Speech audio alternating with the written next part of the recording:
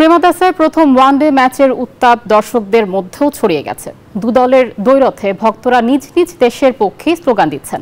বাংলাদেশি দর্শকরা পঞ্চপাণ্ডবকে মিস করলেও মিরাজদের উপরই ভরসা রেখেছেন। অন্যদিকে লঙ্কান ভক্তরাও টাইগারদের প্রশংসা করেছেন। কলম্বো থেকে আশিক সারোয়ারের রিপোর্ট।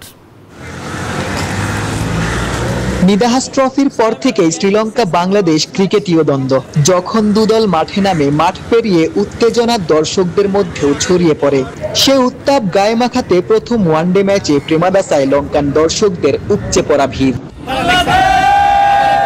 ঘরের মাঠে সমর্থকদের আধিক্য থাকবে এমনটাই স্বাভাবিক। মাঠে খুব বেশি বাংলাদেশিও চোখে পড়েনি। তবে গুটি কয়েক দর্শক যারা এসেছেন তারাও বাংলাদেশের জন্য গর্জন করেছেন। মিরাজদের কাছে জয়ের দাবি জানিয়ে রেখেছেন। বান্ডেল থাকলে প্রতি সেনমানিতে টাকা বাঁচবে। বিকাশ সেনমানি বান্ডেল কিনে জিতুন প্রতি লেনদেনে। ইতিমধ্যে 4টা উইকেট নিয়ে নিয়েছি। আশা করি যে আমরা আজকে ভালো করবো এবং ইনশাল্লাহ ম্যাচটা জিতবো। আমাদের বাংলাদেশ টিম আশাবাদী, এটাই আমাদের জন্য আর কি আল্লাহর কাছে প্রার্থনা করি সবাই দোয়া করে বাংলাদেশ জিতে। প্রায় 20 বছর পর পঞ্চপাণ্ডবের কাউকে ছাড়াই বাংলাদেশ মাঠে নেমেছে। সাকিব মুশফিকদের অবদানের কথাও ভক্তদের কণ্ঠে ফুটে উঠেছে।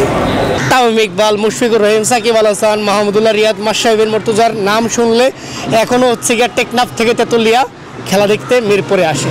তো এই ব্যাপারটা হয়তো বা নতুন করে আবার তৈরি করতে হবে বাংলাদেশ দলকে, ওই ভ্যালুটা ক্রিয়েট করতে হবে।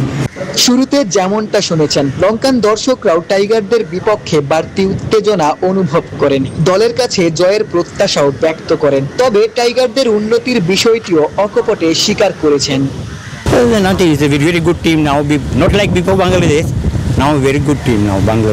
কলম্বোতে লঙ্কা বাংলা দ্বৈরথ অব্যাহত রয়েছে। প্রথম ম্যাচে মাঠের ক্রিকেটেও প্রতিদ্বন্দ্বিতা বিরাজ করেছে।